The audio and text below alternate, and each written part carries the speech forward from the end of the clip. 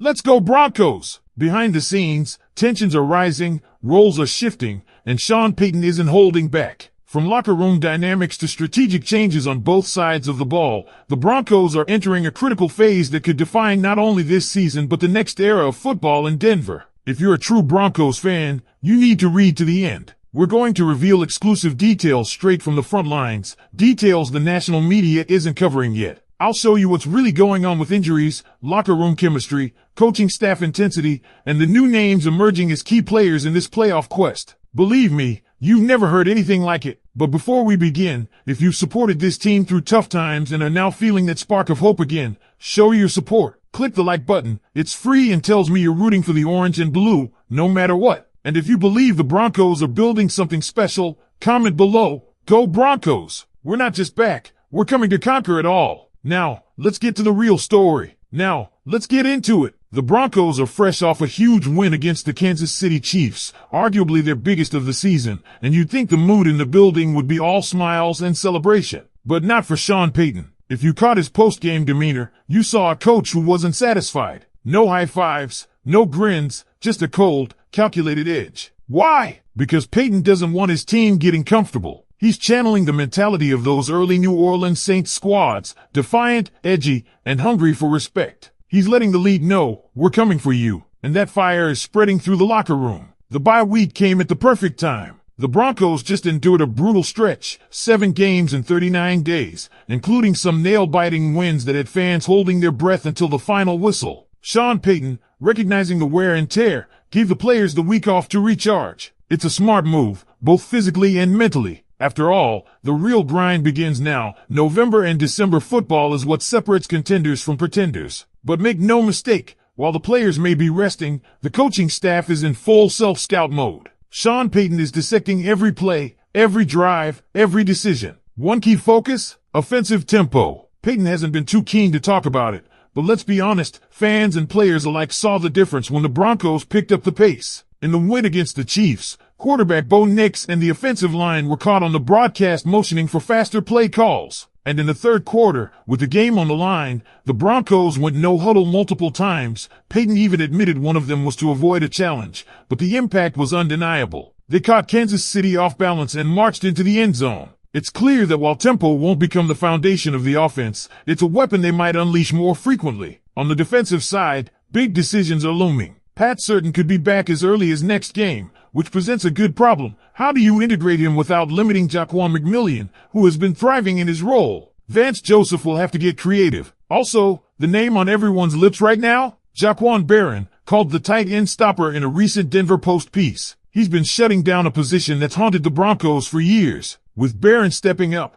the secondary is becoming a nightmare for opposing quarterbacks. Injuries, of course, are still part of the conversation. There's cautious optimism around Alex Singleton, who's been through a deeply personal and emotional battle off the field following surgery related to testicular cancer. He stayed active in meetings and was seen on the sidelines, but whether he's medically cleared to return in the next couple weeks remains to be seen. As for Drew Sanders, he's been doing side work, but no concrete timeline has been shared. Payton's words have been vague, saying only that Sanders is progressing well. Translation? It's anyone's guess. Then there's J.K. Dobbins. The star running back remains a long shot for the rest of the season, unless, here's the big if, the Broncos make it to the Super Bowl. Only then could he possibly return. Until then, it'll be up to R.J. Harvey to shoulder the load. Interestingly, despite Harvey's reputation as an outside runner, he's been more efficient between the tackles this year. The Broncos haven't run the ball consistently, and they know it. Expect some serious tweaks in the run game coming out of the bye. Now, there's no way I can ignore the moment that has the entire Broncos media world talking,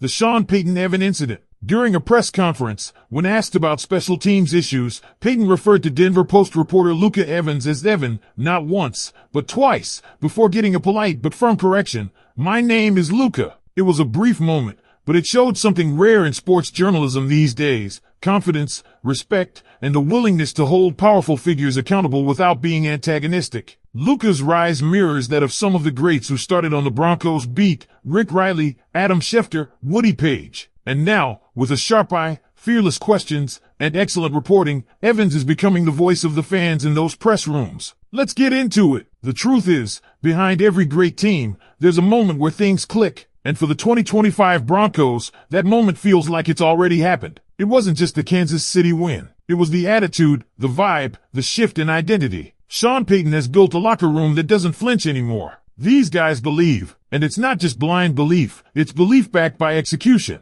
But belief doesn't win championships. Execution, strategy, and grit do. And that's what the next few weeks are all about. The road ahead isn't easy, but with the schedule easing up slightly and the team coming out of the bye healthier, there's a real opportunity to fine-tune the mechanics. Payton knows this. That's why self-scouting is so critical right now. One area that can't be overlooked? Special teams. There have been miscommunications, including some personnel confusion that Payton himself addressed pretty bluntly. You might remember that spicy press conference where he was asked about the team only having 10 guys on the field. Payton didn't dodge. He said it straight. If there's supposed to be 11 and there's only 10, I'll find someone else to do his job. That's the tone. Accountability. If you're not up to speed, someone else will be. This kind of demand for precision is what's separating the Broncos from their earlier season selves. And it's not just lip service. Players are buying in. Even the rookies are stepping up. Guys like Jaquan Barron, who were under the radar a few months ago, are now key cogs in the machine. His emergence as a tight end stopper has solved one of the Broncos' most persistent defensive issues. For years, elite tight ends torched Denver. That's not happening anymore. Meanwhile, the offense continues to evolve. Bo Nix is starting to look more comfortable, more in command. He's not just managing games, he's starting to assert himself. And his connection with the offensive line is becoming a storyline of its own. They're communicating better.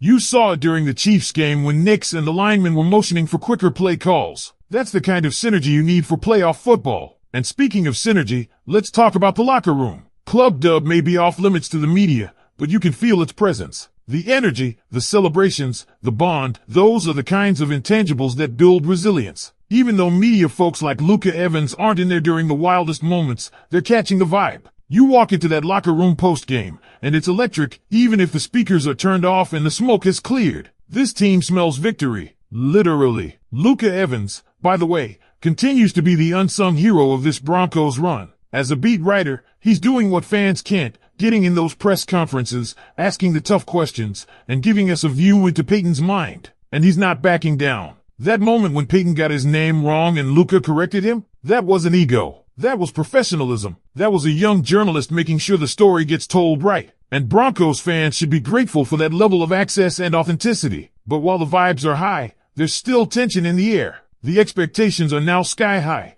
and the margin for error is shrinking. Injuries are still looming over this roster. While guys like Pat Certain and maybe even Alex Singleton could return soon, we still don't have clarity on Drew Sanders. And J.K. Dobbins? His only shot at playing again is if the Broncos reach the Super Bowl. That's a long shot, but it's not as crazy as it sounded a month ago. So here we are. The Broncos have momentum. They have belief. They have a fan base that's waking up from years of mediocrity and starting to dream again. But dreaming isn't enough. Now it's about execution. And as the team comes out of the bye, every game is a step closer to destiny. Now I want to hear from you, Broncos country. Is this finally the year? Are Sean Payton and this roster built for a deep playoff run? Or is there still something missing? Drop your thoughts in the comments below. Let's ride. And don't forget, if you haven't already, hit that subscribe button, smash the like if you believe in the Broncos, and stick around. We've got more exclusive content coming your way. Check out the next video right here on the screen. Go Broncos!